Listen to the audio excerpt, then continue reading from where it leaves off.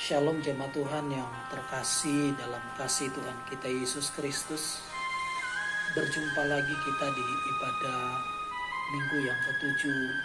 Kita beribadah secara online karena adanya pandemi COVID-19. Mari saudara, percaya meskipun kita tidak bisa bertemu seperti biasa, kuasa Tuhan, kasih Tuhan, kebaikan Tuhan tidak akan pernah dibatasi oleh apapun. Yang paling penting, kita tetap membuka hati, pikiran kita, seluruh hidup kita, dimanapun kita berada, tetap terarah kepada Kristus sebagai Tuhan kita. Saya akan membaca firman Tuhan dalam kitab Filipi pasal yang keempat, ayat yang ke-8. Firman Tuhan berkata demikian, saya baca di dalam nama Tuhan Yesus Kristus. Jadi akhirnya, saudara-saudara, semua yang benar, semua yang mulia, semua yang adil, semua yang suci, semua yang manis, semua yang sedap didengar, semua yang disebut kebajikan dan patut dipuji, pikirkanlah semuanya itu. Lembaga Alkitab Indonesia memberikan perikop nasihat yang terakhir. Kita memang hidup di zaman akhir. Karena itu Paulus menyampaikan hal yang penting kepada jemaat di Filipi tentang bagaimana mereka berpikir. Bagaimana pikiran kita bisa bertumbuh dengan baik, dengan benar, seperti pikiran Kristus. Nah, kalau kita mau berpikir, mengisi pikiran kita dengan pikiran Kristus, mari kita mau belajar bersama-sama melalui ayat ini. Bahasa Indonesia masa kini memberikan terjemahan yang baik. Dia berkata begini, akhirnya saudara-saudara, isilah pikiranmu dengan hal-hal yang bernilai, yang patut dipuji, yaitu hal-hal yang benar, yang terhormat, yang adil, murni, manis, dan baik. Nah, kalau kita mau bertumbuh dalam pikiran Kristus yang benar, yang pertama pikiran kita diisi dengan hal-hal yang bernilai dan berharga. Bernilai dan berharga adalah dua kata yang memiliki arti yang sangat penting dalam hidup kita. Yang pasti manusia sebagai ciptaan Tuhan adalah yang paling berharga dan paling bernilai dari semua yang ada. Yesaya 43 berkata, karena engkau berharga di mataku, aku memberikan bangsa-bangsa sebagai ganti nyawamu. Mari dalam kehidupan kita setiap hari, di keluarga, di lingkungan saudara, di tempat saudara bekerja, atau dimanapun saudara berada,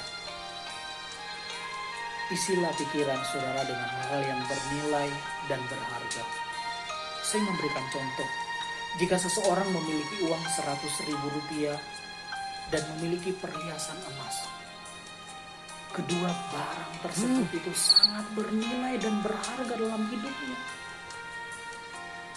dibandingkan dengan orang yang tidak memiliki. Orang yang memberikan kontribusi yang baik kepada orang lain, melakukan hal-hal yang baik, suka menolong orang lain, akan dikatakan orang itu benar-benar bernilai dan berharga. Karena itu, mari, yang pertama, kalau kita memiliki pikiran Kristus, isilah pikiran kita dengan hal yang bernilai dan berharga. Yang kedua, kalau kita mau bertumbuh ke arah Kristus yang baik dan benar, isilah pikiran kita dengan hal-hal yang patut dipuji. Apa itu hal-hal yang patut dipuji? Hal yang patut dipuji adalah hal-hal yang baik, hal-hal yang layak, hal-hal yang pantas, hal-hal yang benar-benar disukai oleh banyak orang, sesuai dengan kebenaran, yang masuk akal, yang seharusnya. Jangan berpikir hal-hal yang tidak pantas, hal-hal yang senonoh, hal-hal yang tidak benar, hal-hal yang merusak orang lain, bahkan diri sendiri. Yang ketiga, kalau kita mau bertumbuh dalam pikiran Kristus yang benar, isilah pikiran kita dengan hal-hal yang benar dan murni. Apa itu hal-hal yang benar dan yang murni? Hal-hal yang benar dan yang murni adalah hal-hal yang sesuai dengan sebagaimana adanya.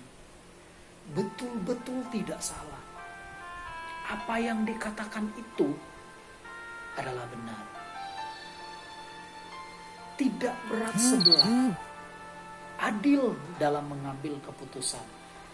Dapat dipercaya. Sama seperti seorang hakim yang mengambil sebuah keputusan. Keputusan itu bukan karena mengasihi orang yang lain dan menyalahkan pihak yang lain, tapi benar-benar bisa memberikan keputusan yang adil. Hal-hal yang murni adalah hal-hal yang tidak bercampur dengan unsur lainnya. Sama seperti emas, semakin dibakar dalam perapian yang semakin panas, kemurniannya akan semakin terlihat. Saya dan saudara semakin masuk dalam ujian, pergumulan hidup, iman kita akan semakin diuji di sana. Justru iman yang benar adalah iman yang melewati pengujian. Yang berikut, hal-hal yang benar dan murni itu adalah bicara soal ketulusan hati. Apa yang ada dalam hati, yang ada dalam pikiran, itu juga yang keluar dalam mulut. Mari lewat 3 poin tersebut, saya mau mengajak hidup kita. Bertumbuhlah dalam pikiran Kristus yang benar. Isilah pikiran kita dengan hal yang bernilai dan berharga.